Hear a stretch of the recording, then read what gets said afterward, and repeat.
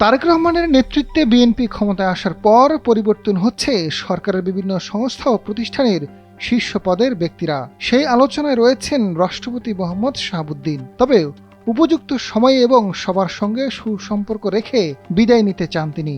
একই সঙ্গে রাষ্ট্রপতি হিসেবে শেষ ইচ্ছার কথাও জানিয়েছেন মোহাম্মদ শাহাবুদ্দিন।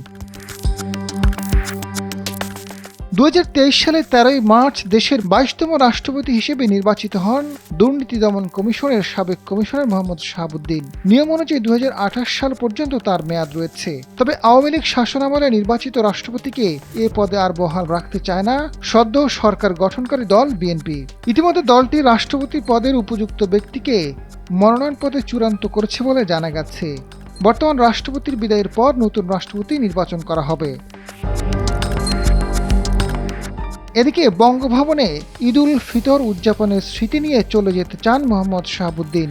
তাকে ইমপিচমেন্ট করা হোক এটা তিনি আশা করেন না। বিষয়টি নিয়ে তিনি এরই মধ্যে বিএনপির এক নীতি নির্ধারকের সঙ্গে আলাপ করেছেন। তার এই বার্তা সরকারের কাছেও পৌঁছে দেওয়া হয়েছে।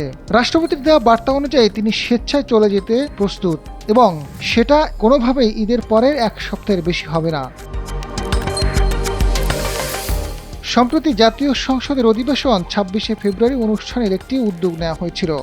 এ লক্ষ্যে সংসদ সচিব কানিজ মাওলার সঙ্গে নীতি নির্ধারকদের বৈঠক হয়েছিল, যাতে সংসদ অধিবেশন ডেকে স্পিকার, ডেপুটি স্পিকার নির্বাচন করে রাষ্ট্রপতিকে পদত্যাগের সুযোগ করে দেওয়া যায়। কিন্তু আপাতত উদ্যোগটি থেমে গেছে এবং রাষ্ট্রপতির অভিপ্রায়ের সূত্র ধরেই বিএনপি ধীরে চলনীতিতে অবলম্বন করছে।